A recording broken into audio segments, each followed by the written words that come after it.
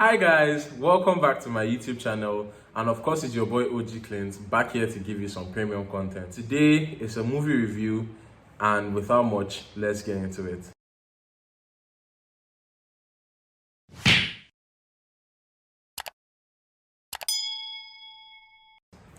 So I'm going to be reviewing Coming to America, which I know everybody has seen online, that is already out. It got released on the 5th of March 2021 in Nigeria. I finally watched it, and I'm going to let you guys know what I thought about it. I'm going to rate it, and I'm going to give you guys a few of my opinions about the movie, and if it's something that's worth the hype, and if it's something that you should absolutely watch. One thing that really stood out for me in Coming to America was the amount of age gap and the amount of age difference and years difference between it and the first one. As you know, the first Coming to America was released back in 1988, and the second one is being released or has been released now in 2021. I'm not very good at math, but if you do the calculation, that's about 30 to 33 years gap between 2021 and 1988.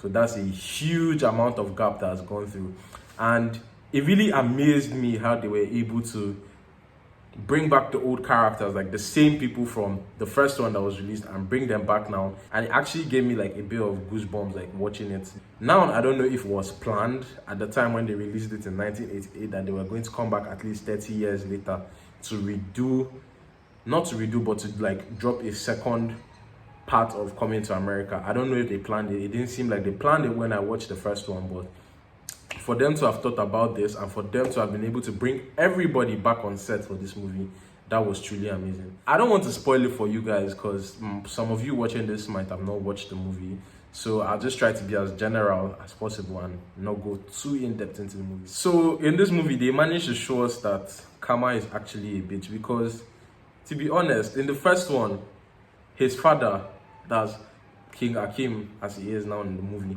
his father back then was king, and he was the one flaunting the rules because, you know, love and all of that, and he wanted to go against the tradition. And to him, it was like, aren't you the king? Like, you can easily change these things. Like, why is it a big deal for you and all of that? And he did not understand what he meant at that time. And now in his own position, he's the king, and, you know, he has these issues before him, his son and his daughter and all of that. It was good how they were able to like represent that circle of life that it actually does come around whatever you do when you're younger, be it good or be it bad. So like the fact that they were able to like always connect this second one with like the first one, because there were like a couple of references here and there to like the previous one, and it just made a whole lot of sense. Because like I said earlier, I don't know if they planned to do the second one, but the fact that they were still able to connect it just made it seem more genuine and made it more interesting for me to watch and more relatable. 90% it has a cliche ending. I feel like that was one thing you could just see, like when you were watching it, you could just tell that, okay, you could predict the ending of this movie and how it was going to pan out.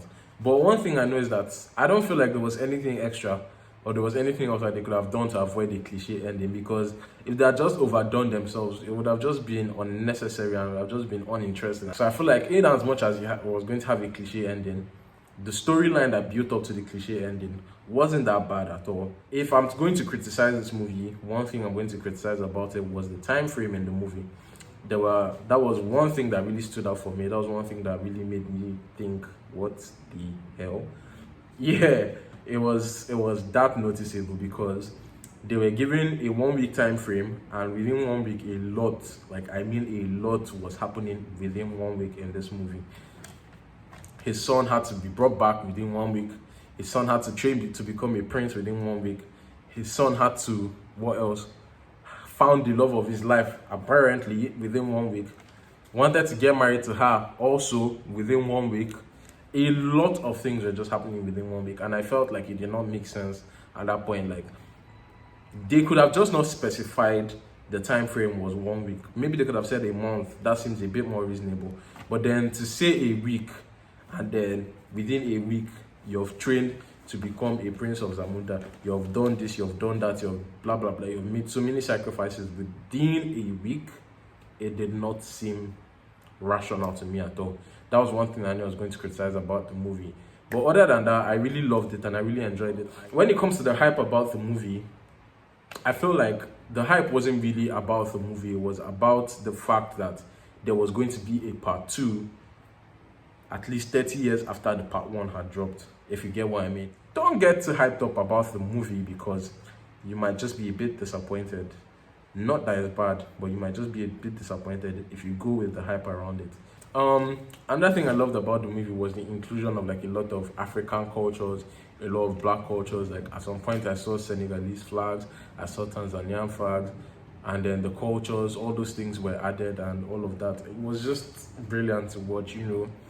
I like to watch movies like this that represent Africa in this kind of light, because people always think that Africa is jungles and we're chasing lions and we're swinging off of trees like monkeys and stuff, but it's not that way. Africa is actually beautiful as a continent. Parts of Africa, different parts of Africa are actually beautiful, even though there's a lot of shit going on sometimes in some parts. But there's nowhere in this world that doesn't have shit going on now. Everywhere has shit going on. So in as much as we highlight those bad parts, we should also try to like highlight the beautiful parts of Africa, just like this movie did. So all in all, I'm going to rate this movie I'll give it an 8.5. Honestly, the movie was good, I'm not going to lie. The only criticism was just the time frame of what was like with what was happening in the movie, that they were giving 1 week and a lot was just happening within 1 week. It just did not seem rational to me. But then it's still not bad.